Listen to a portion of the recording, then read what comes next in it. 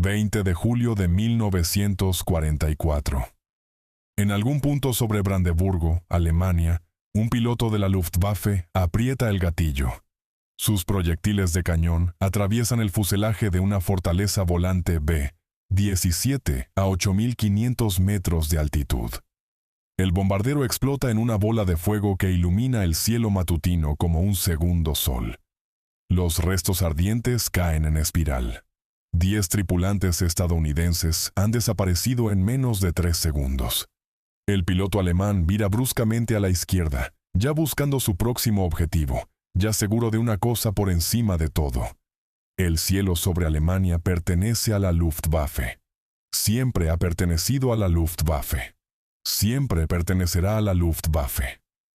Se equivoca, y en algún lugar, en una pista de hormigón a 100 kilómetros de distancia, un hombre llamado Hauptmann Werner Tiefenthaler está a punto de demostrarlo.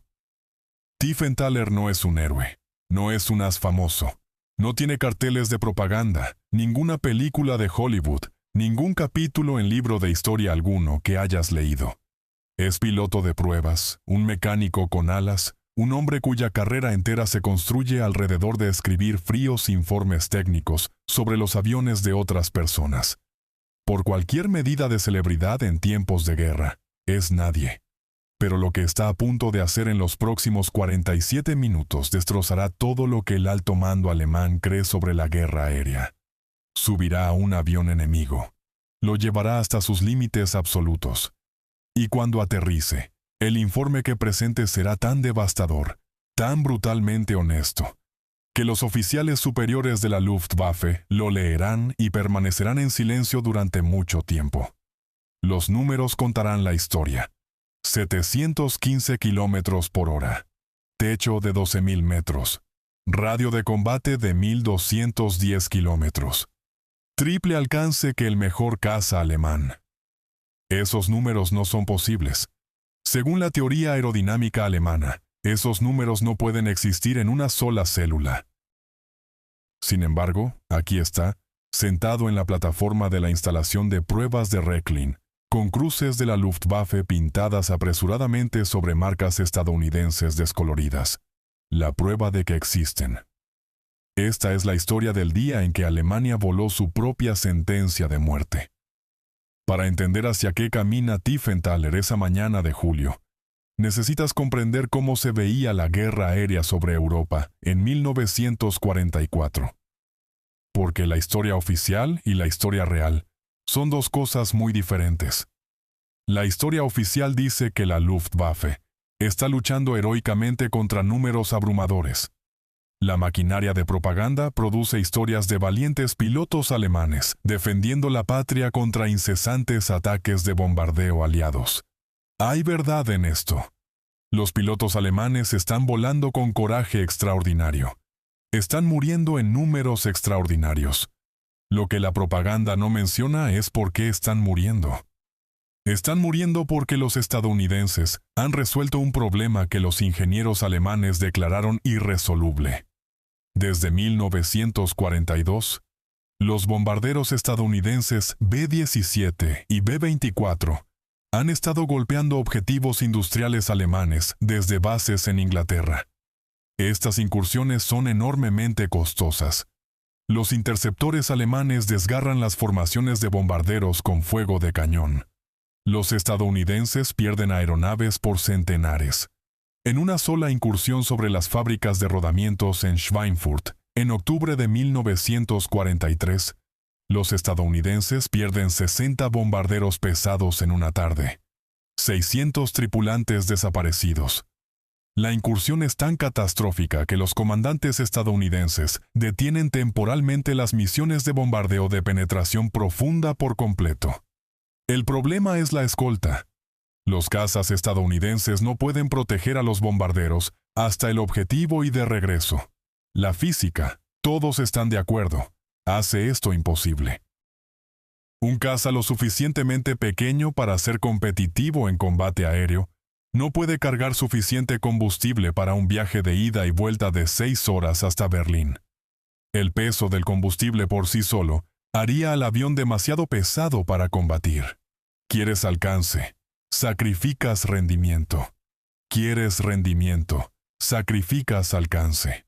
Cada ingeniero aeronáutico en el mundo entiende esto como verdad fundamental. Los alemanes construyen toda su estrategia defensiva alrededor de esta verdad.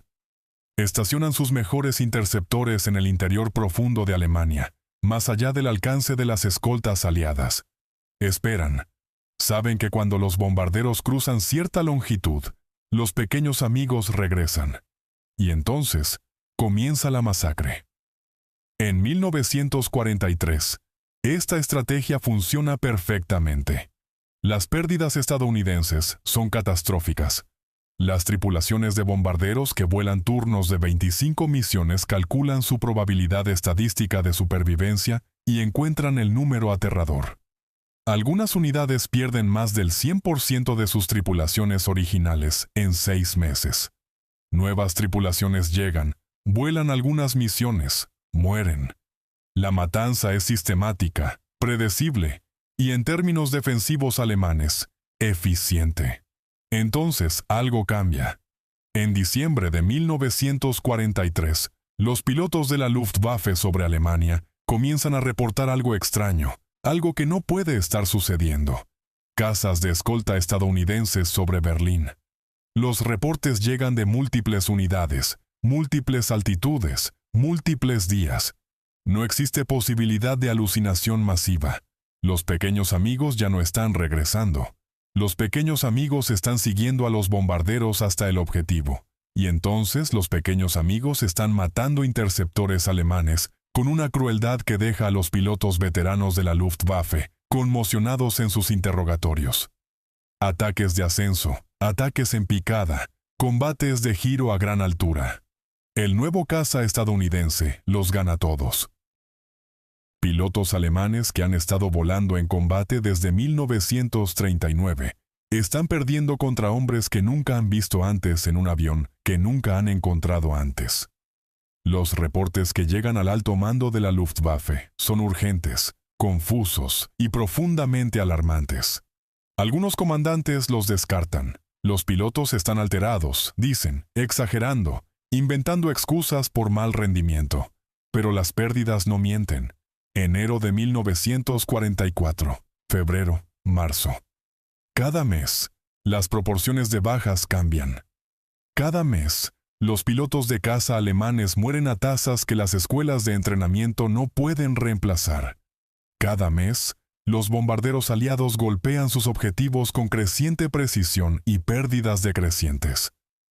Para junio de 1944, cuando las fuerzas aliadas asaltan las playas de Normandía, la Luftwaffe, que se suponía barría los cielos sobre la flota de invasión, logra volar exactamente 2 salidas de combate sobre las playas el día D-2, contra la mayor invasión anfibia en la historia humana. La poderosa Luftwaffe, terror de los cielos europeos desde 1939, envía 2 aviones. Así se ve la derrota desde adentro.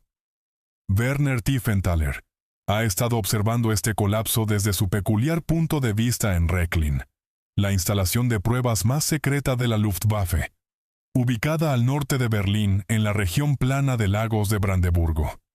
Rechlin es donde los aviones enemigos capturados van a morir y entregar sus secretos. Jacks soviéticos, Spitfires británicos, Thunderbolts, P-47 estadounidenses. Todos han pasado por aquí. Todos han sido desarmados por Tiefenthaler y su equipo de ingenieros y pilotos. Tiene 31 años. Nacido en Stuttgart en 1913, hijo de un maquinista que pasaba sus tardes explicando al joven Werner exactamente por qué los motores funcionaban como lo hacían, exactamente dónde estaban las tolerancias, exactamente qué sucedía cuando empujabas un sistema más allá de sus límites de diseño. Werner creció entendiendo la verdad mecánica a nivel molecular. Cuando se unió a la Luftwaffe en 1936, era un piloto competente. Cuando se transfirió a pruebas de vuelo en 1941, se convirtió en algo más raro. Un hombre que podía sentir lo que un avión le estaba diciendo y traducir esa sensación en lenguaje preciso y útil. Ha probado 23 tipos diferentes de aeronaves. Ha escrito informes que han influido directamente en las tácticas de combate y entrenamiento alemanes. Su evaluación del Spitfire Mark V, capturado en 1942, identificó 3 vulnerabilidades específicas que los pilotos alemanes explotaron exitosamente durante meses después. Es, en el mundo silencioso de la aviación técnica, exactamente el hombre correcto para exactamente este momento. El PE-51 de capturado llegó a Rechlin 2 semanas antes del vuelo de evaluación de Tiefenthaler.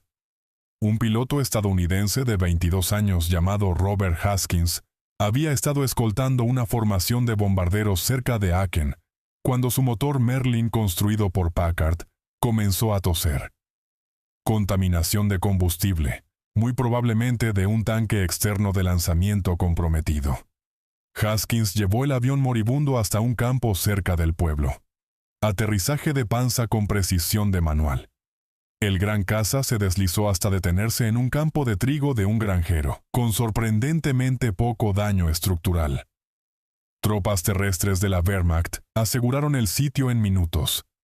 Haskins fue tomado prisionero antes de poder alcanzar la cabina para activar las cargas de destrucción. El avión fue cargado en un camión plataforma y movido hacia el este esa misma noche, dirigiéndose hacia Rechlin, dirigiéndose hacia Werner Tiefenthaler. Durante 7 días antes de que Tiefenthaler suba a la cabina, los ingenieros de Rechlin han estado arrastrándose sobre cada centímetro del Mustang. Han fotografiado la superficie del ala a escala microscópica. Han retirado paneles de inspección para estudiar la arquitectura del sistema de combustible. Han medido la instalación del sobrealimentador, el enrutamiento del sistema de enfriamiento, la geometría de montaje del armamento.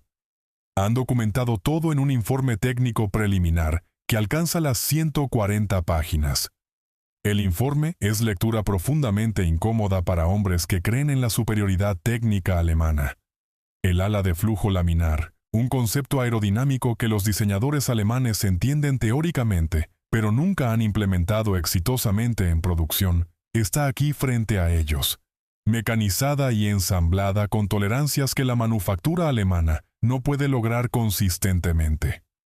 La superficie es tan suave que pasar una uña sobre ella no revela cabezas de remaches, ninguna irregularidad de textura de pintura, nada que perturbe el flujo de aire cuidadosamente mantenido, que es responsable de quizás 15% de la ventaja de velocidad del avión allí mismo en la piel del ala.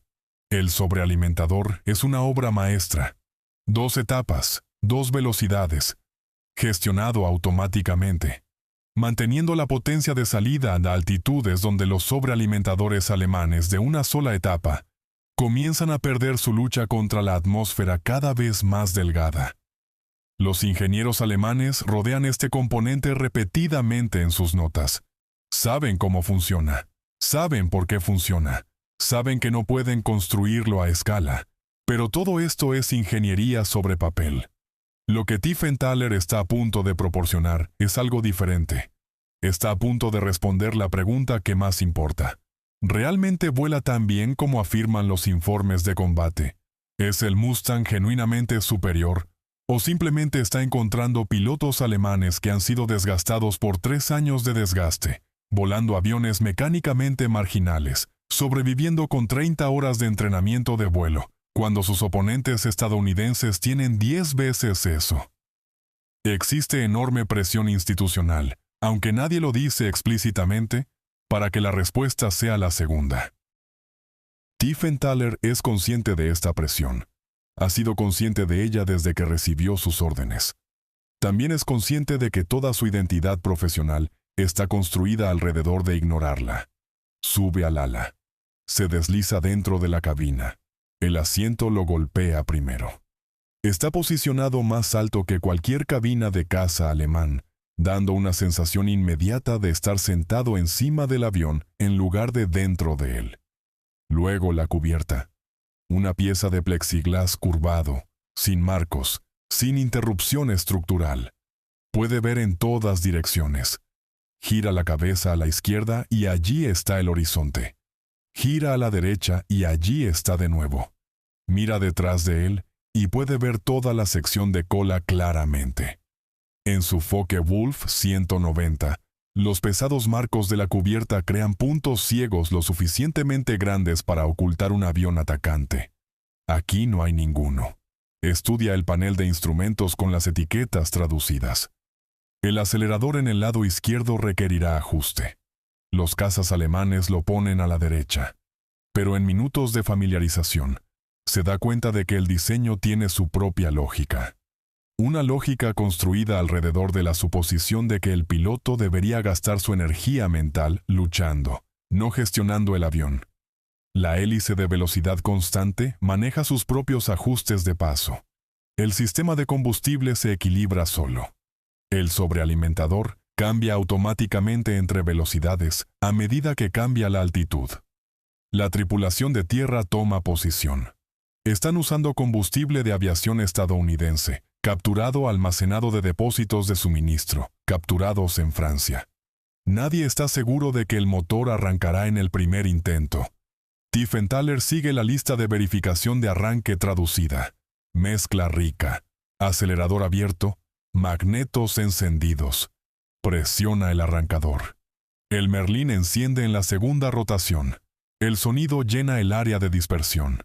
No es el gruñido mecánico duro de un Daimler-Benz de B605. Es algo más profundo, más refinado. Un sonido como un instrumento de precisión muy grande, haciendo exactamente lo que fue diseñado para hacer sin energía desperdiciada, sin argumento mecánico, simplemente propósito expresado como combustión controlada. Tiefenthaler se sienta un momento y lo escucha. Ha probado muchos motores. Sabe lo que significa este sonido. Significa miles de horas de refinamiento de ingeniería, de control de calidad de manufactura estadounidense, de un sistema industrial que produce excelencia no como excepción, sino como expectativa rutinaria. Rueda hacia la pista. La rueda de cola responde a sus entradas de timón con precisión. La visibilidad sobre el morro es mejor que en el 109. Revisa sus verificaciones. Todo funciona exactamente como está documentado. Nada es temperamental. Nada requiere persuasión. Gira hacia la pista y avanza el acelerador. La aceleración es un argumento físico.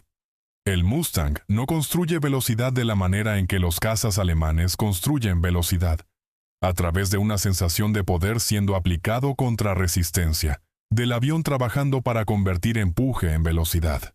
Simplemente acelera. A 220 km/h, Tiefenthaler levanta el morro y el avión se eleva del hormigón con una suavidad que se siente casi despectiva del esfuerzo. El tren de aterrizaje se retrae con una certeza mecánica sólida. Y entonces, el Mustang hace algo para lo que Werner Tiefenthaler, que ha volado 23 tipos de aviones y escrito informes técnicos sobre todos ellos, no está preparado.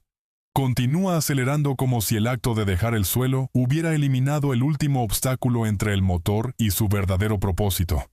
La aguja del velocímetro sube. 250 km/h. 300. 350. Apenas está a 1500 metros de altitud y ya se mueve más rápido que muchos cazas alemanes a velocidad máxima. Asciende sobre el campo de Brandeburgo. Hace pequeñas entradas de control, sintiendo las respuestas. Los alerones son ligeros pero precisos. El elevador es suave y progresivo. El timón no requiere casi ninguna corrección por el torque del motor. Se nivela a 3000 metros y comienza su evaluación sistemática. Giros suaves, inclinaciones más pronunciadas, verificaciones de velocidad, ascensos de altitud. Todo se comporta exactamente como predijo el análisis de ingeniería. No hay malos hábitos, ni peculiaridades, ni tendencias hacia barrenas o giros. Piensa, con el vocabulario preciso de un piloto profesional, aburridamente estable, que es exactamente lo que quieres en un caza que debe volar 6 horas sobre territorio enemigo antes de que el combate siquiera comience. Abre el acelerador a máxima potencia continua y empuja el morro nivelado. El indicador de velocidad sube con una velocidad que hace a Tiefenthaler agarrar la palanca más fuerte sin querer. 400 kilómetros por hora. 450. 500. Aún subiendo. 550. 600. 650. Está a 4.500 metros de altitud y el número se asienta en 715 kilómetros por hora. Se sienta con ese número por un momento. El Focke-Wulf 190. A8, el interceptor Premier de Alemania. Alcanza 653 kilómetros por hora a altitud óptima. El Messerschmitt 109G, la columna vertebral de cada ala de caza alemana, apenas excede 621 bajo condiciones ideales. Tiefenthaler acaba de registrar una ventaja de 62 kilómetros por hora sobre el mejor caza alemán. En combate aéreo, 62 kilómetros por hora no es una ventaja, es un veredicto. Un piloto alemán no puede alcanzar a un Mustang en huida. Un piloto alemán no puede escapar de un Mustang persiguiéndolo. Un piloto alemán no puede elegir romper un enfrentamiento que va mal. Cada opción táctica, todo lo que los pilotos de caza alemanes experimentados han usado para sobrevivir durante 5 años de guerra aérea, requiere la capacidad de controlar el enfrentamiento. La velocidad controla el enfrentamiento. El avión más rápido decide si ocurre el combate. El avión más rápido no es alemán. Asciende, desciende en picada, gira a gran altura. A 8.000 metros, los controles permanecen nítidos y responsivos mientras su Focke-Wulf estaría luchando. Empuja hacia una picada de 45 grados y observa la velocidad alcanzar 800 kilómetros por hora. Sale de la picada. El avión responde inmediatamente, con precisión, sin drama, sin problemas de compresibilidad, sin bloqueo de controles, sin sensación de un avión acercándose a sus límites estructurales. Cazas alemanes han muerto en picadas de alta velocidad, cuando las ondas de choque formándose sobre sus alas hicieron los controles no responsivos. Tiefenthaler ha leído esos informes de accidentes. Ha volado los perfiles de picada que mataron a esos pilotos, cuidadosamente dentro de los límites aprobados. Aquí, a velocidades que habrían destruido un Bf-109, el Mustang simplemente funciona. Gira de regreso hacia Rechlin. Verifica su indicador de combustible. Después de 40 minutos de pruebas agresivas, múltiples ascensos a gran altura, corridas a plena potencia y picadas de alta velocidad, el avión aún lleva 70% de su combustible interno. Los tanques externos de lanzamiento ni siquiera han sido tocados. Alcanza su cuaderno y comienza a escribir en la taquigrafía que se convertirá en su informe formal. Los números fluyen de su pluma con una precisión mecánica que refleja el avión a su alrededor. Velocidad máxima a 4.500 metros. 715 kilómetros por hora. Techo de servicio, 12.770 metros. Radio de combate con tanques de lanzamiento, 1.210 kilómetros. Tasa de ascenso al nivel del mar, 16,3 metros por segundo. Se detiene de escribir y mira ese último número. Los mejores pilotos de caza de Alemania, los sobrevivientes, los hombres con 200 y 300 victorias en sus tableros de conteo, han estado reportando durante 6 meses que algo ha cambiado en el cielo sobre el Reich. Los informes han sido cuestionados, minimizados, archivados en la cómoda suposición de que los pilotos exhaustos son testigos poco confiables. Werner Tiefenthaler no está exhausto, no está confundido. Tiene 47 minutos de evaluación clínica, sistemática, profesional en su libro de registro y un cuaderno lleno de números que dicen lo mismo desde cada ángulo posible. Los informes de combate no están exagerados. Probablemente están subestimados. Se alinea para aproximación final a Rechlin. El Mustang desciende suavemente. El umbral pasa bajo sus ruedas. El tren principal toca el hormigón con la misma precisión silenciosa que el avión ha demostrado en cada etapa de este vuelo. Sin drama, sin dificultad, solo competencia expresada a un nivel que la aviación alemana no ha encontrado antes, y no puede igualar actualmente. Mientras la hélice se detiene y los ingenieros comienzan a reunirse alrededor del avión con sus portapapeles y cámaras, Tiefenthaler permanece en la cabina un momento más de lo necesario. Está organizando sus pensamientos. Se está preparando para escribir un informe que será leído por hombres que muy decididamente no quieren que diga lo que va a decir. Porque el informe va a decir algo que los pilotos alemanes y los comandantes alemanes han pasado los últimos 5 años negándose a creer. Va a decir en lenguaje técnico, con números específicos y datos de rendimiento medidos, y la autoridad profesional del piloto de pruebas más experimentado de la Luftwaffe, que Alemania ya ha perdido la guerra aérea. No porque los pilotos alemanes no sean lo suficientemente valientes. No porque los aviones alemanes no estén bien diseñados, sino porque en algún lugar de Estados Unidos, en una fábrica en California, los trabajadores están construyendo un avión más rápido, en mayor número y con estándares más altos que cualquier cosa que el Reich pueda producir. Y ese avión está aquí en un aeródromo alemán, llevando marcas alemanas. Y es mejor que cualquier cosa que Alemania tenga. Los ingenieros están esperando. Los cuadernos están listos. Las preguntas se están formando. Pero la pregunta que nadie hará, la pregunta para la que Tiefenthaler ya conoce la respuesta, es la que realmente importa. Si Alemania no puede construir este avión, no puede igualar este alcance, no puede replicar este motor, no puede lograr estas altitudes con este rendimiento, ¿qué viene después? La respuesta ya se está formando sobre el horizonte occidental, donde 1.200 bombarderos estadounidenses están girando hacia Berlín de nuevo hoy. Y los cazas que los escoltan no están regresando. Werner Tiefenthaler aterrizó ese Mustang capturado después de 47 minutos, y se alejó sabiendo la verdad que todo el alto mando de la Luftwaffe estaba desesperadamente tratando de evitar. El P-51 era más rápido, más alto, más lejos, y más mortal que cualquier cosa que Alemania pudiera poner en el aire. Su informe fue preciso, condenatorio e imposible de ignorar. O eso creía. Estaba equivocado sobre esa última parte. Porque aquí hay un número que nadie en los noticieros de propaganda jamás mencionó. En julio de 1944, el alto mando de la Luftwaffe recibió 847 informes técnicos separados, evaluaciones de campo y documentos de análisis de combate. 847, y el tiempo promedio entre presentación y respuesta formal era de 11 semanas. La burocracia militar alemana no era lenta porque fuera ineficiente.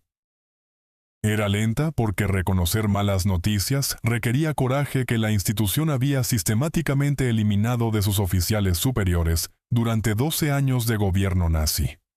El informe de Tiefenthaler estaba a punto de desaparecer en esa máquina, y todo estaba a punto de empeorar significativamente. El informe llegó al general major Karl Heinrich Schulz-Brenner la mañana del 3 de agosto de 1944. Schulz-Brenner comandaba la División de Evaluación Técnica de la Luftwaffe, una posición que había ocupado desde 1942. Una posición que trataba como un monumento personal a su propia autoridad. Tenía 54 años. No había volado un avión de combate en 6 años. Y poseía la confianza particular de un hombre cuyo rango había superado hace mucho su competencia. Leyó el informe de Tiefenthaler en aproximadamente 12 minutos. Luego lo colocó en su escritorio y miró al piloto de pruebas sentado frente a él, con la expresión de un hombre profundamente inconveniente por la realidad. «¿Me está diciendo», dijo Schulz-Brenner lentamente, «que un solo avión estadounidense capturado, volado bajo condiciones controladas por un piloto, representa una amenaza fundamental para la superioridad aérea de la Luftwaffe? Le estoy diciendo que los informes de combate son precisos», dijo Tiefenthaler. 715 kilómetros por hora a 4.500 metros. Triple nuestro radio de combate. Rendimiento superior a altitud en cada categoría aprobada. Condiciones de prueba, dijo Schulz-Brenner. No combate. Nuestros pilotos están encontrando estos aviones después de misiones extendidas, bajos de combustible, aviones degradados. La comparación no es significativa. Tiefenthaler mantuvo su voz plana. Los números de rendimiento no se ven afectados por la fatiga del piloto, señor. 715 kilómetros por hora son 715, independientemente de las condiciones. Schultz-Brenner cerró el informe. Notaré sus hallazgos. Continuaremos monitoreando la situación. La industria alemana está aumentando la producción del ME-262. El programa de jets abordará cualquier brecha de rendimiento dentro de 6 meses. Con respeto, señor. 6 meses son 4.500 pilotos muertos. El silencio en la habitación duró exactamente 4 segundos. Entonces, Schultz-Brenner le dijo a Tiefenthaler que su análisis, aunque técnicamente competente, mostraba una lamentable tendencia hacia el derrotismo. Recomendó que Tiefenthaler confinara sus informes futuros a especificaciones mecánicas y evitara extrapolación estratégica por encima de su grado de pago. Además, notó que la presentación continua de evaluaciones desmoralizadoras podría constituir una violación de las regulaciones de disciplina militar. Tiefenthaler salió de esa oficina con su informe sellado, notado y archivado, y una carta de advertencia formal, siguiéndolo a través de la burocracia. Afuera, en el corredor, se quedó un momento y miró los pisos de mármol pulido y el retrato del Reichsmarschall en la pared, y entendió con absoluta claridad que la institución a la que servía estaba más comprometida con su propia mitología que con ganar la guerra que supuestamente estaba peleando. Tenía un movimiento restante, y requería encontrar al único hombre en la Luftwaffe superior, que aún valoraba la verdad incómoda sobre la ficción cómoda. Oberst Heinrich Bormann no era un hombre fácil de encontrar porque Bormann activamente trabajaba para no ser encontrado por personas con las que no quería hablar. Tenía 47 años, delgado, de apariencia permanentemente exhausta, y tenía la reputación de un hombre que había volado 280 misiones de combate. Había sido derribado 4 veces, y emergió de cada experiencia con sus opiniones sobre la estupidez institucional más reforzadas.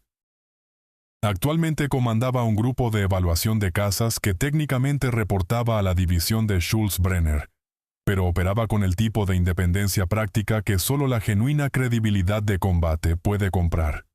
Bormann leyó el informe de Tiefenthaler en su oficina en Rechlin la tarde del 5 de agosto. Lo leyó una vez rápidamente, luego otra vez lentamente. Luego lo dejó y miró al piloto de pruebas. «La escalonamiento del sobrealimentador», dijo. A 7.000 metros, sintió la transición, sin problemas, sin caída de potencia, sin vacilación. Nuestros 109 a 7.000 metros están luchando contra el aire delgado por cada nudo. Estos estadounidenses están en su zona de confort. Sí. Bormann estuvo en silencio por un largo momento.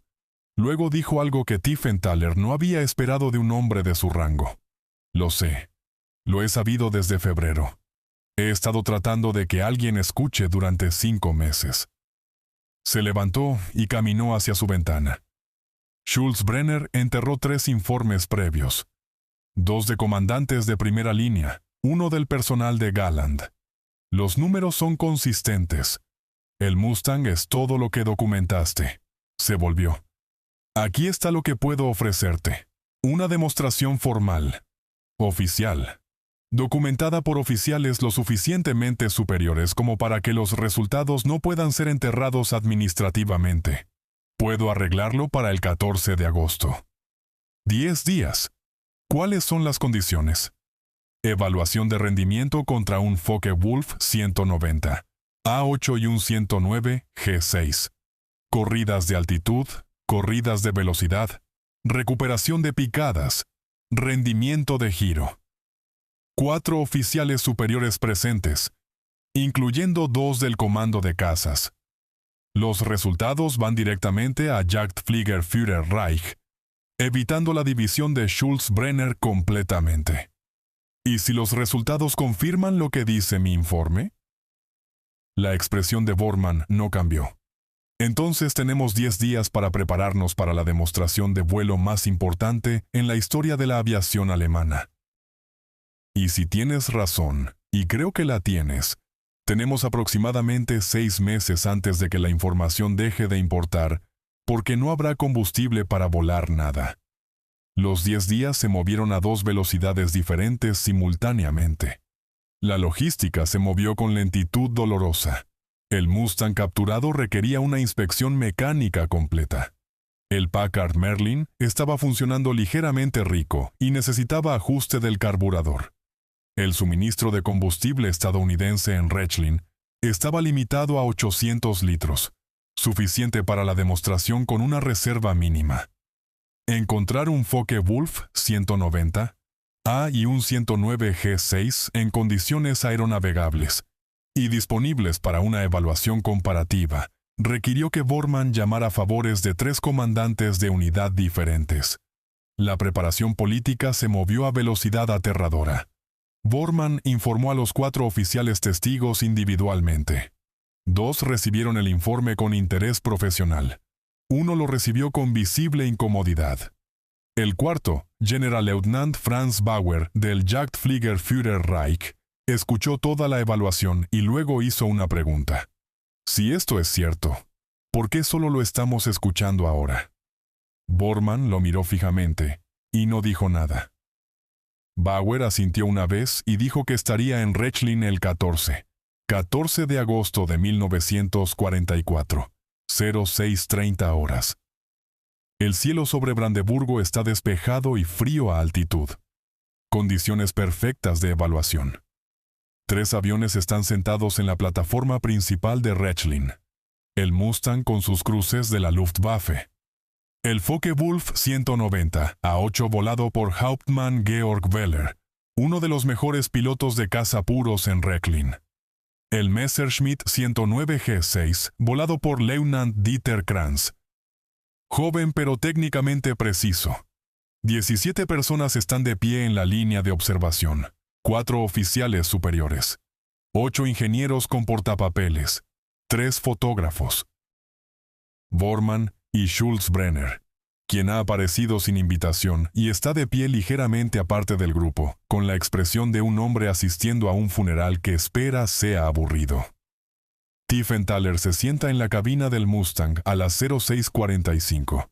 Y revisa sus verificaciones con la calma metódica de un hombre que ha hecho esto 47 veces en el último mes. El Merlin arranca en la segunda rotación. Lo escucha por 20 segundos. Suave, parejo, sin vacilación. Los 3 aviones ruedan juntos en formación suelta. La torre los autoriza para despegue simultáneo. Se alinean lado a lado. En la señal, los 3 avanzan sus aceleradores juntos. El Focke-Wulf y el Messerschmitt surgen hacia adelante, plena potencia alemana. El rugido de sus motores Daimler-Benz elevándose a un bramido. El Mustang se mueve con ellos. Aceleran juntos por la pista aproximadamente igualados, los pilotos alemanes empujando sus aviones con fuerza, conscientes de que también están siendo evaluados. El Focke-Wulf levanta primero aproximadamente a 580 metros. El 109 a 600. El Mustang a 380 metros, ya ascendiendo bruscamente antes de que los aviones alemanes hayan dejado el hormigón, alejándose a un ángulo que hace a 2 ingenieros en la línea de observación alcanzar sus binoculares simultáneamente. A 3000 metros, los 3 aviones se nivelan. La corrida de velocidad comienza. Desde el suelo, los observadores observan 3 aviones alcanzar vuelo nivelado y comenzar a acelerar. El Focke-Wulf y el 109 son formas visibles, reconocibles, empujando a través del aire matutino. El Mustang acelera más allá de ellos y continúa acelerando hasta que es simplemente una forma más pequeña adelante de 2 aviones alemanes que ya están a máxima potencia continua. El equipo de cronometraje en el suelo registra el intervalo.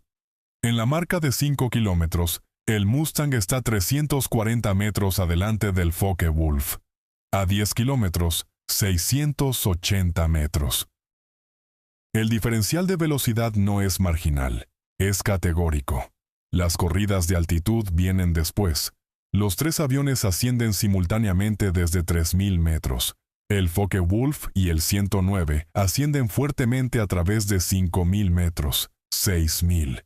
A 7.000 metros, sus tasas de ascenso comienzan a disminuir visiblemente, sus sobrealimentadores de una sola etapa luchando.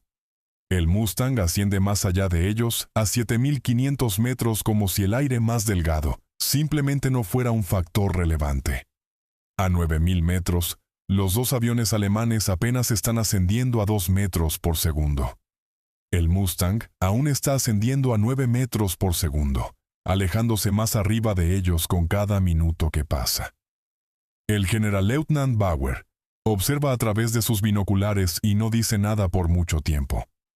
La recuperación de picada es el momento que cambia algo en el grupo de observación. Los 3 aviones empujan hacia una picada de 45 grados desde 8.000 metros. El Focke-Wulf y el 109 alcanzan sus límites VNE, sus pilotos saliendo temprano, siguiendo procedimientos diseñados para prevenir bloqueo de controles. El Mustang continúa a través de esas velocidades, más allá de esas altitudes, manteniendo su picada por 4 segundos adicionales, antes de ejecutar una recuperación limpia que los observadores en el suelo pueden rastrear claramente mientras el avión transita de picada a ascenso sin drama, sin protesta estructural visible, como si las leyes de la aerodinámica alemana simplemente no se aplicaran a los aviones estadounidenses. Schulz-Brenner baja sus binoculares al concluir la secuencia de picada. Su expresión ha cambiado. La certeza administrativa se ha ido. En su lugar hay algo que se ve en un oficial de carrera del Tercer Reich en el verano de 1944, notablemente como miedo. Los 3 aviones aterrizan en secuencia. Los pilotos salen de sus cabinas. El informe es rápido y técnico. Weller, el piloto del Focke-Wulf, da su informe en oraciones profesionales cortadas. El Mustang fue más rápido a cada altitud probada. Su velocidad máxima fue 648 kilómetros por hora. El máximo observado del Mustang fue 711. Diferencial 63 kilómetros por hora a la altitud alemana más favorable. A 8.000 metros, el diferencial fue aproximadamente 85. Bauer se vuelve hacia Tiefenthaler. Su informe escrito fue preciso. Sí, señor. Más que preciso. El rendimiento de giro a altitud no estaba en su presentación original. Tenía datos limitados en la primera evaluación. Hoy lo confirmó. Por encima de 7.000 metros, la carga alar del Mustang le da una ventaja de giro sobre ambos tipos alemanes. Bauer mira al Mustang sentado en la plataforma. Luego mira a Schulz-Brenner. Luego se vuelve hacia Bormann y dice 4 palabras que cortan a través de 11 semanas de obstrucción burocrática. Envíelo a Galland. El informe llega al Generalleutnant Adolf Galland, inspector general de casas, en 48 horas. Galland lo lee durante la noche, para la mañana del 17 de agosto.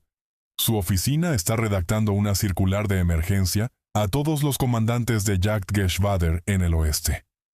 La circular no usa la palabra superior. El ejército alemán evita esa palabra en referencia al equipo enemigo, pero describe los parámetros de rendimiento del PE-51 con suficiente precisión clínica que cada piloto de caza experimentado que la lee entiende exactamente lo que significa.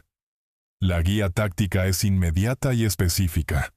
Evitar enfrentamientos sostenidos a altitud por encima de 6.000 metros. No perseguir Mustangs en picada más allá de 700 kilómetros por hora de velocidad indicada. Explotar ventaja de giro a baja altitud cuando esté disponible. Romper contacto y desengancharse cuando sean superados en velocidad. En otras palabras, huir cuando puedas.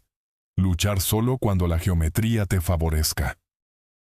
Excepto que no puedes controlar el enfrentamiento. Tiefenthaler observa este proceso desde Rechlin y entiende exactamente lo que representa, no una solución, una retirada gestionada de la suposición de superioridad aérea. Alemania ya no está tratando de ganar la guerra aérea. Alemania está tratando de sobrevivirla lo suficiente para que el programa de jets produzca milagros. Pero hay algo más formándose en el horizonte. Algo que Galland sabe y Bormann sospecha, y que Tiefenthaler apenas está comenzando a entender. Los estadounidenses ya no están usando el Mustang solo para escolta de bombarderos.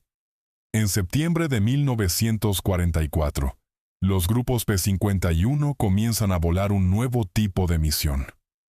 Ataque terrestre, ametrallamiento, destrucción sistemática de aeródromos alemanes, depósitos de combustible, líneas ferroviarias. El avión que Tiefenthaler documentó como un problema defensivo se está convirtiendo en un arma ofensiva contra la infraestructura que mantiene a la Luftwaffe volando en absoluto. Y la inteligencia alemana acaba de reportar algo que cambia el cálculo completamente. Los estadounidenses no están contentos con el P-51D. Hace 3 semanas, una nueva variante fue observada sobre el Rin. Mayor alcance, motor modificado, configuración de tanque de lanzamiento diferente. Los datos de rendimiento son preliminares y no confirmados. Pero los números que regresan de pilotos de primera línea son imposibles, a menos que no lo sean. Tiefenthaler ha aprendido durante los últimos 2 meses a dejar de asumir que los números estadounidenses son imposibles. El reckoning real no ha comenzado aún. Tiefenthaler lo probó en el aire. Bormann forzó a la institución a reconocerlo. La circular de Galland fue a cada comandante de Jagdgeschwader en el oeste. Alemania ahora oficialmente sabía que el P-51D era superior. La pared burocrática finalmente se había agrietado. Pero saber que estás perdiendo y detener el sangrado son 2 problemas completamente diferentes. Y en septiembre de 1944, mientras los grupos de Mustangs estadounidenses comenzaban a volar algo nuevo sobre el Reich, el sangrado se aceleró de maneras que ninguna circular podía abordar. Aquí está el número que define lo que vino después. Solo en agosto de 1944, cazas estadounidenses volando misiones de ataque terrestre destruyeron 270 aviones alemanes en tierra. No en combates aéreos, no en intercepciones de bombarderos. En tierra, sentados en aeródromos, con combustible y armados y completamente incapaces de responder. Porque un P-51 a 15 metros, moviéndose a 600 kilómetros por hora, da a las tripulaciones antiaéreas de un aeródromo aproximadamente 4 segundos de advertencia. La respuesta de Alemania a esta nueva realidad se convertiría en una de las decisiones más consecuentes y catastróficas de toda la guerra aérea. La reunión de emergencia en el cuartel general de la Luftwaffe, el 11 de septiembre de 1944, duró 6 horas. Tiefenthaler no fue invitado. Se enteró después a través de Bormann, quien asistió como asesor técnico y emergió de la sala de conferencias pareciendo un hombre que había observado un accidente en cámara lenta que no pudo prevenir. La conclusión de la reunión fue simple y desastrosa. El programa de caza a reacción M, E-262, aún técnicamente en desarrollo, aún plagado de problemas de confiabilidad del motor, aún faltando pilotos entrenados, sería acelerado a despliegue de combate completo inmediatamente. El jet salvaría la guerra aérea. El jet restauraría la superioridad aérea alemana. El jet era la respuesta. Tiefenthaler escuchó esto y entendió lo que significaba. No porque el ME-262 fuera un mal avión. A 870 kilómetros por hora, era genuinamente más rápido que cualquier caza aliado. Pero rápido no es lo mismo que efectivo. Los motores a reacción requerían 25 horas de mantenimiento por cada hora de vuelo. Tenían una vida útil de aproximadamente 10 horas antes de requerir reconstrucción completa. El manejo del avión a alta velocidad era lo suficientemente exigente como para que los pilotos experimentados de hélice necesitaran entrenamiento de conversión significativo antes de volar misiones de combate. Alemania tenía combustible para quizás 400 salidas operacionales por mes en todo el programa de jets. Los estadounidenses estaban volando 3.000 salidas de Mustang por semana. Bormann presentó una objeción formal a través de canales apropiados. Recibió el mismo tratamiento que el informe original de Tiefenthaler. La división de Schultz-Brenner la selló, la anotó, la archivó. La orden de despliegue se mantuvo, pero los problemas operacionales emergieron más rápido de lo que incluso los pesimistas predijeron. La primera unidad de combate E-262, Comando Nowotny, comenzó a volar misiones en octubre de 1944. En 3 semanas, 6 de sus aviones se perdieron. No a Mustangs en combate igual. 3 fueron derribados durante aproximaciones de aterrizaje cuando cazas estadounidenses, informados exactamente dónde estaban ubicadas las bases de jets, merodeaban a altitud y se lanzaban sobre los E-262 durante sus momentos más vulnerables. Tren abajo, velocidad sangrando, pilotos enfocados en la pista. 2 se perdieron por fallas del motor. 1 se estrelló durante el despegue cuando ambos motores se apagaron simultáneamente en la rotación. El Leutnant Franz Schall sobrevivió una de esas emboscadas de aterrizaje por segundos. Lo describió en su informe con la voz plana de un hombre que ha dejado de sorprenderse por los desastres. Estaba en aproximación final. Tren abajo, potencia al ralentí. Vi el Mustang en mi visión periférica. En el mismo momento, mi compañero de ala llamó la advertencia.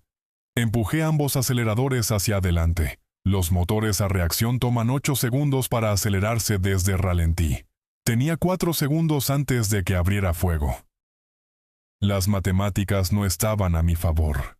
Sobrevivió porque la puntería del piloto estadounidense estuvo ligeramente fuera. El avión detrás de él en la secuencia de aterrizaje no sobrevivió. Tiefenthaler leyó estos informes en Rechlin y vio el patrón inmediatamente. El ME-262 estaba siendo destruido no por tecnología superior, sino por el mismo principio táctico que su evaluación original del Mustang había identificado 4 meses antes. El avión más rápido controla el enfrentamiento. Un ME-262 en vuelo nivelado a 870 km por hora no puede ser alcanzado por un P-51D. Pero un ME-200, 62 a 250 km por hora en aproximación, tren extendido, es más lento que un Mustang crucero. Los estadounidenses habían convertido la ventaja tecnológica de Alemania en una responsabilidad táctica simplemente esperando en el lugar correcto. Escribió un memorando técnico. 5 páginas. Recomendaciones específicas para protocolos de defensa de aeródromos, procedimientos de aproximación alternativos, patrones de dispersión para complicar la selección de objetivos. Fue a la oficina de Schultz-Brenner. Fue archivado. Entonces llegó el 2 de noviembre de 1944 y todo lo que Tiefenthaler había documentado, todo lo que Bormann había luchado por comunicar, todo lo que la burocracia había enterrado, fue escrito en humo y fuego sobre el complejo de petróleo sintético de Leuna, cerca de Merseburg. Los estadounidenses enviaron 683 bombarderos pesados esa mañana. B-17, B-24. La incursión individual más grande sobre producción de combustible sintético alemán desde que comenzó la ofensiva petrolera. Leuna era irreemplazable. Producía 10% de la producción total de combustible sintético de Alemania. Perderlo por incluso 3 semanas aterrizaría escuadrones. Perderlo permanentemente aterrizaría todo. La Luftwaffe no tenía otra opción que defenderlo con todo lo disponible, incluyendo los Me-262 del Jagdgeschwader 7. Recién equipados, subentrenados y volando su tercera semana operacional. 37 M-262 lanzados desde 3 aeródromos en la oscuridad del amanecer. El plan era directo.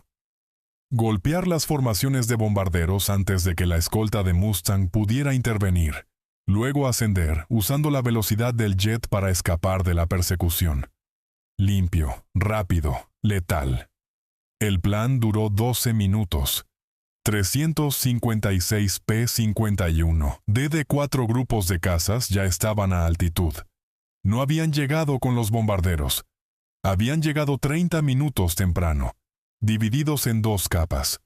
Un grupo a 9.000 metros sobre el corredor esperado de bombarderos. Un grupo a 3.000 metros posicionado entre los aeródromos alemanes y las pistas de aproximación. No estaban esperando para escoltar. Estaban cazando. La primera formación de Me-262 de 11 aviones ascendió a través de 4.000 metros y se encontró con la capa baja de Mustangs a las 08:47. Los jets eran rápidos pero acelerando, aún no a velocidad de combate. Los Mustangs ya estaban allí. 4 segundos. Eso es cuánto duró el primer enfrentamiento. 2. Me-262 cayeron. Un piloto eyectó, uno no. Los 9 jets restantes empujaron sus aceleradores hacia adelante y ascendieron desesperadamente por velocidad. A 700 kilómetros por hora, la ventaja de aceleración comenzó a afirmarse. 2 Mustangs rompieron la persecución, incapaces de mantener contacto. Los Me-262 alcanzaron 800 kilómetros por hora y comenzaron a alejarse. Pero los bombarderos estaban directamente adelante.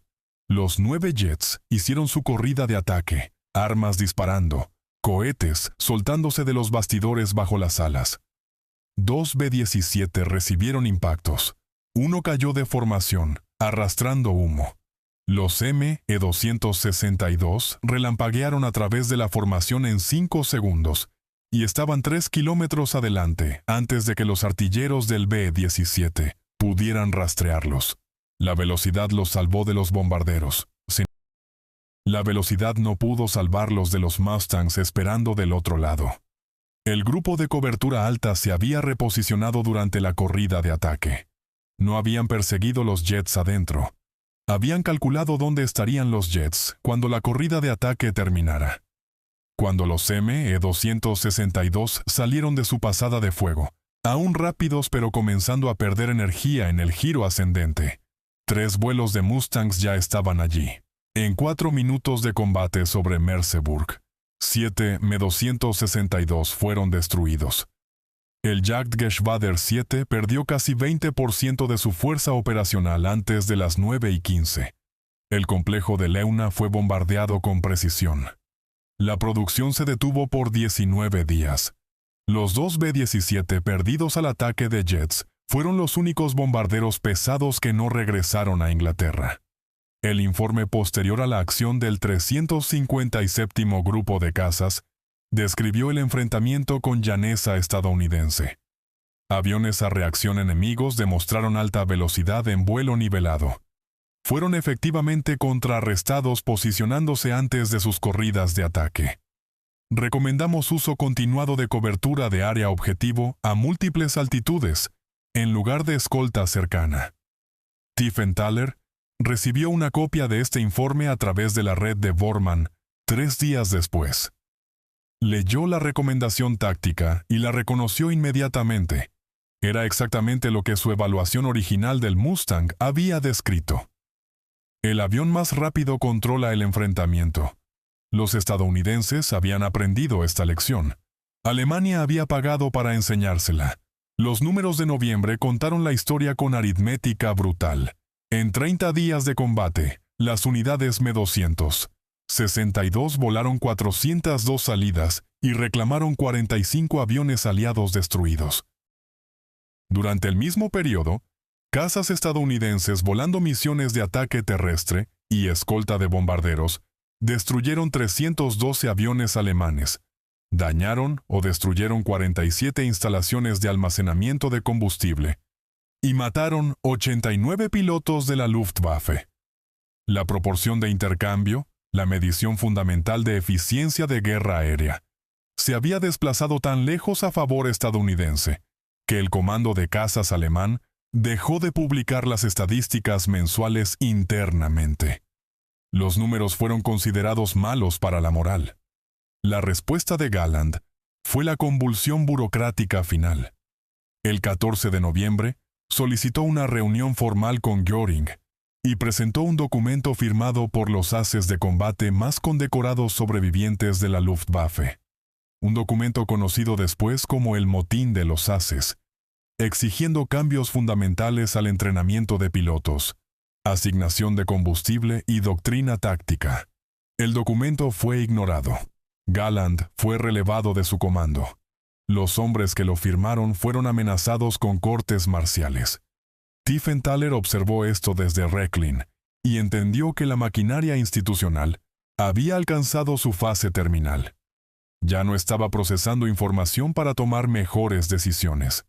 Estaba procesando información para protegerse de las implicaciones de sus decisiones previas.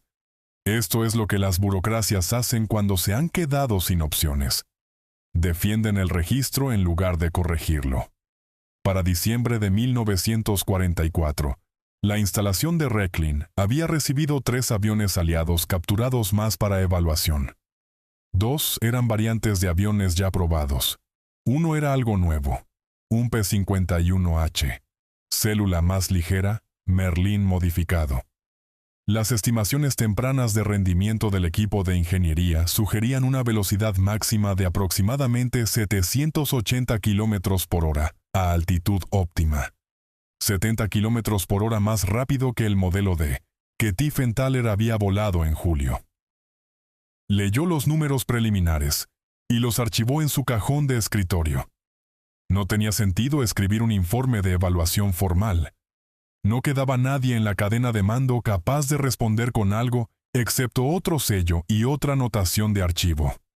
La guerra aérea sobre Alemania no estaba terminando por una batalla. Estaba terminando por aritmética, producción, combustible, pilotos, tiempo. Cada número se movía en una dirección.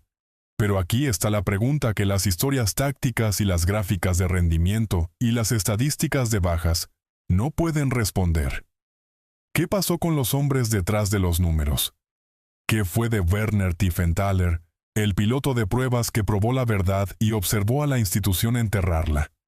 ¿Qué hace un hombre cuando ha tenido razón sobre todo y no ha hecho diferencia? Werner Tiefenthaler estaba en Rechlin el 7 de mayo de 1945 cuando se firmó la rendición. No se enteró a través de canales oficiales. Se enteró por un miembro de la tripulación de tierra que había estado escuchando una transmisión de la BBC en una radio que se suponía no debía tener. El miembro de la tripulación encontró a Tiefenthaler en el hangar donde la evaluación del P-51H había estado sentada sin tocar durante 3 meses. Caminó hacia él y dijo simplemente que había terminado. Tiefenthaler dejó el manual técnico que había estado leyendo. Miró el avión estadounidense frente a él por un largo momento, y luego caminó afuera y se sentó en la plataforma de hormigón bajo el sol de mayo, durante aproximadamente 2 horas sin hablar con nadie.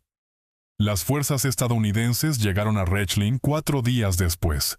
El oficial comandando la unidad de avance era un capitán de inteligencia técnica llamado David Hartwell, 29 años, de Dayton, Ohio, quien había sido específicamente informado para asegurar la colección de aviones capturados de Rechlin y su personal antes de que cualquiera pudiera ser movido al este por fuerzas soviéticas, corriendo hacia el mismo objetivo.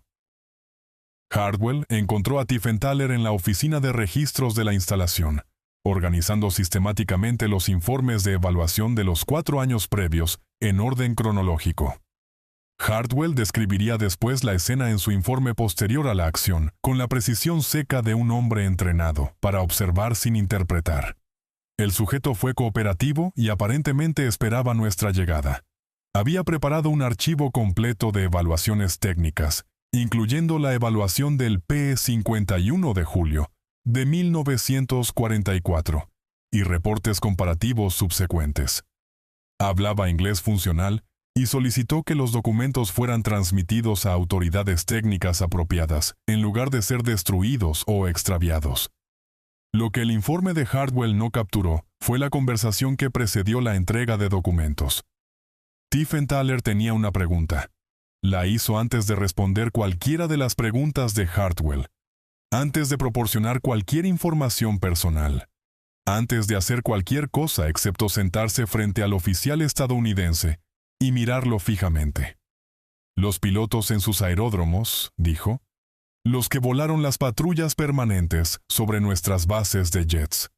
¿Quién les enseñó eso? Hartwell no entendió la pregunta inmediatamente. Tiefenthaler la explicó brevemente, con precisión. El principio táctico de que el avión más rápido es vulnerable en el momento de velocidad más baja. Que la geometría de intercepción importa más que la velocidad máxima. Que el contraataque correcto al M-262 no era un caza aliado más rápido, sino uno mejor posicionado más lento. Hartwell le dijo que la doctrina táctica se había desarrollado a través de experiencia operacional en los grupos de cazas 354 y 357 durante el otoño de 1944. Tiefenthaler estuvo en silencio por un momento. Luego dijo: «Documentamos eso en agosto. Nadie lo leyó. Pasó 4 meses en custodia estadounidense, no como prisionero en ningún sentido punitivo, como recurso técnico. Fue interrogado por 3 equipos de inteligencia separados, cada uno más especializado que el último. El primero quería datos de rendimiento sobre aviones alemanes. El segundo quería detalles sobre la metodología de evaluación de Rechlin. El tercero, llegando en septiembre de 1945, quería hablar específicamente sobre la evaluación del P-51D y la respuesta institucional a ella. Este tercer equipo no era militar. Eran de lo que pronto se convertiría en la fundación de la investigación de aviación estadounidense en tiempos de paz. Fue liberado en octubre de 1945. Regresó a Stuttgart, a una ciudad que era 60% escombros, y una familia que había sobrevivido intacta por una combinación de circunstancia y un sótano con paredes inusualmente gruesas. Su esposa no había escuchado nada de él durante 5 meses. Su hija, nacida en 1941, no lo reconoció en la puerta. Trabajó como mecánico durante 2 años. La industria de aviación alemana de posguerra no existía aún. El Consejo de Control Aliado había prohibido la manufactura de aviones alemanes por completo. Un hombre cuya identidad profesional entera estaba construida alrededor de evaluar máquinas voladoras, pasó sus días reparando motores de automóviles en un taller cerca de lo que solía ser el centro de la ciudad. No se quejó de esto en ningún registro documentado. No escribió cartas de apelación a ex colegas, ni presentó solicitudes a organizaciones de aviación. Reparó motores y llegó a casa, y cenó con su familia y leyó revistas técnicas cuando podía encontrarlas.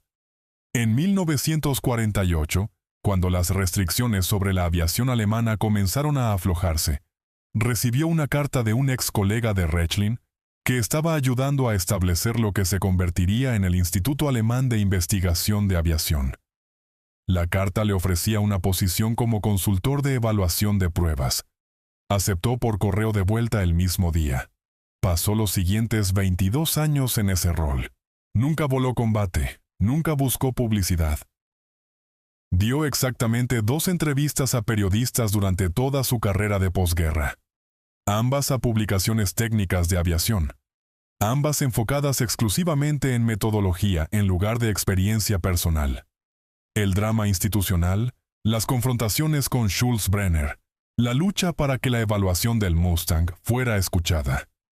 No discutió nada de eso públicamente hasta que los interrogatorios de inteligencia aliados fueron parcialmente desclasificados a principios de los 70. Cuando un investigador lo contactó en 1971 para discutir la evaluación de julio de 1944, Tiefenthaler tenía 58 años y había estado retirado durante 3 años.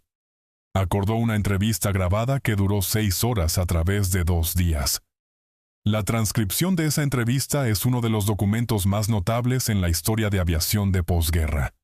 No por sus revelaciones sobre el Mustang, la mayoría de las cuales ya eran conocidas, sino por lo que revela sobre lo que le cuesta a una persona ser el testigo confiable en un sistema que ha decidido que no quiere testigos confiables. La influencia directa del trabajo de Tiefenthaler en la aviación de posguerra no puede ser extraída limpiamente de la historia más amplia del campo, pero ciertas líneas de descendencia son rastreables. El análisis del ala de flujo laminar del equipo de evaluación de Rechlin alimentó directamente la investigación estadounidense de posguerra, a través de los documentos técnicos que el equipo de Hartwell aseguró. Los ingenieros de North American Aviation, que interrogaron al personal de Rechlin en 1945, trajeron conocimientos específicos sobre las limitaciones de manufactura alemana de vuelta a California. Conocimientos que informaron los procedimientos de control de calidad en programas de aviones estadounidenses subsecuentes. Más ampliamente, el P-51 de mismo se convirtió en el ancestro directo de un linaje que se extendió décadas después de la guerra. El avión sirvió en 55 fuerzas aéreas a través del mundo.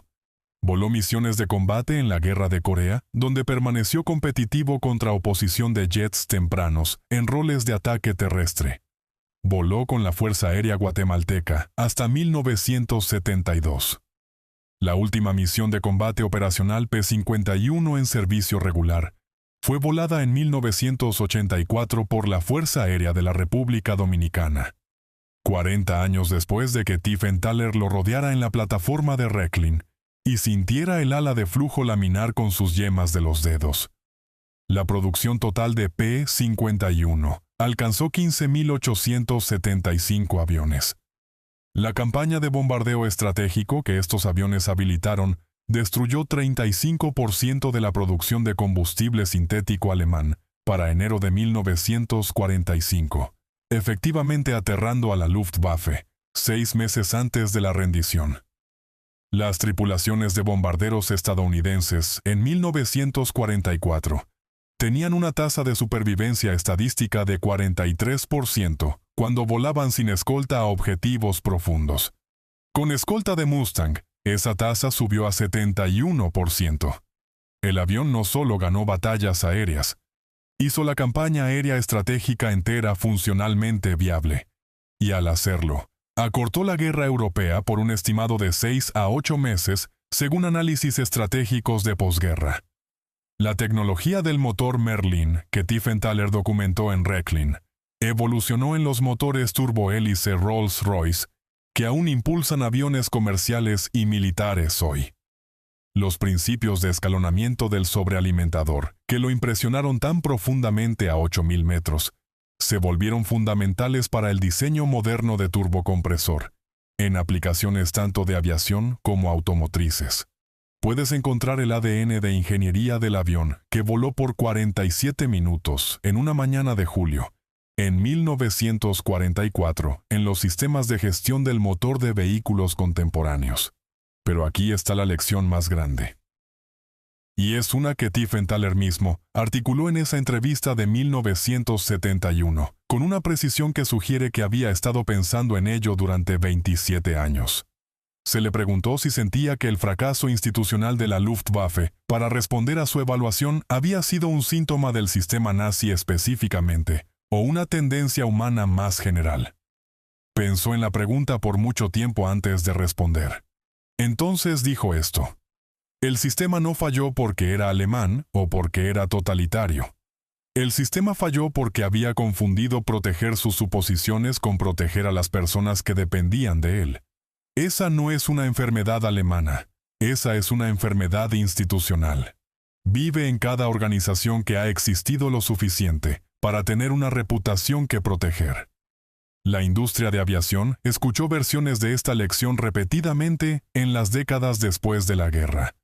El ejército estadounidense la encontró nuevamente en Vietnam, donde la superioridad tecnológica en aviones fue repetidamente socavada por doctrina táctica que no había sido actualizada para igualar el entorno de amenaza real.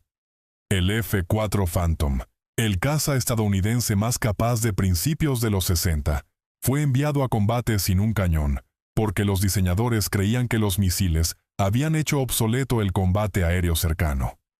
La primera generación de pilotos que encontró MiGs norvietnamitas en combate cercano encontró esta suposición costosa.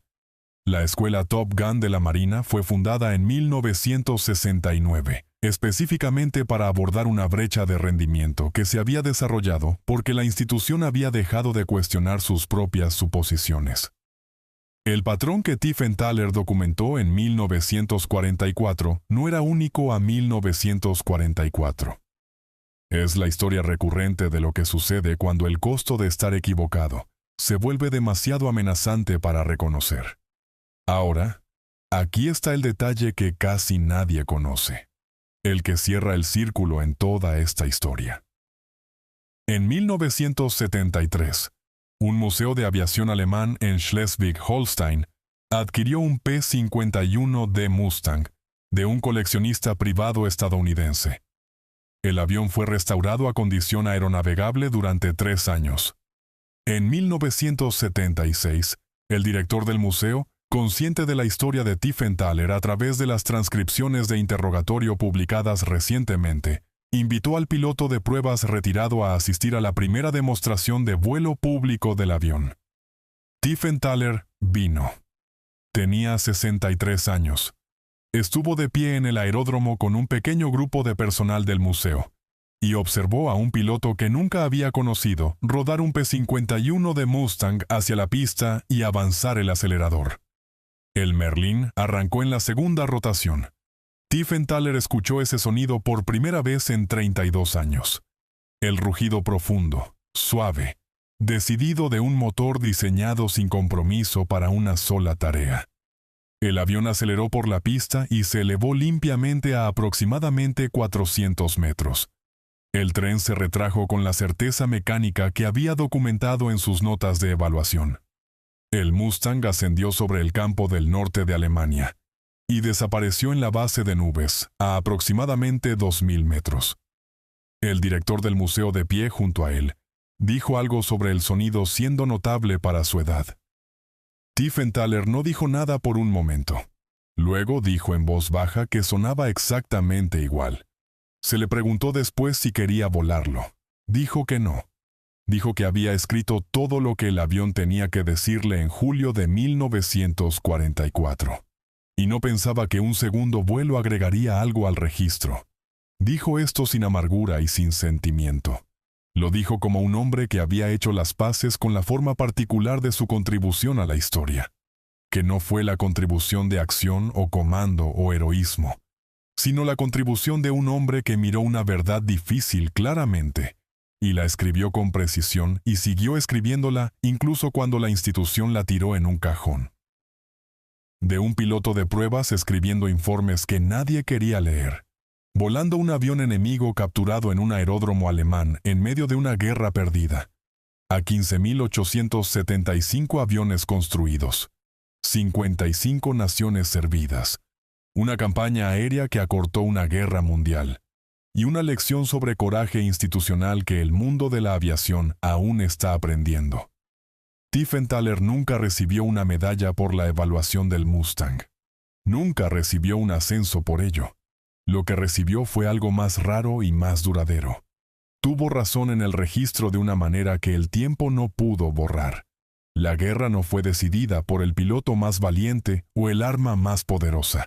Fue decidida por los hombres que dijeron la verdad cuando decir la verdad era profesionalmente peligroso. Y por los sistemas industriales que tradujeron esa verdad en 400 aviones por mes, saliendo de una línea de ensamblaje en California. Si encontraste esta historia valiosa 90 minutos de tu tiempo, deja un comentario abajo. Cuéntanos desde dónde nos estás viendo. Si alguien en tu familia sirvió en la Segunda Guerra Mundial, o si conociste alguno de estos eventos. No es urgencia, solo una invitación tranquila a compartir. El arma más poderosa de la Segunda Guerra Mundial no fue una bomba ni un tanque ni un motor a reacción. Fue la voluntad de un hombre ordinario de escribir exactamente lo que vio en lenguaje técnico preciso, sin consideración por lo que alguien quisiera escuchar, y de seguir escribiéndolo hasta que la verdad sobreviviera a la guerra que intentó enterrarla.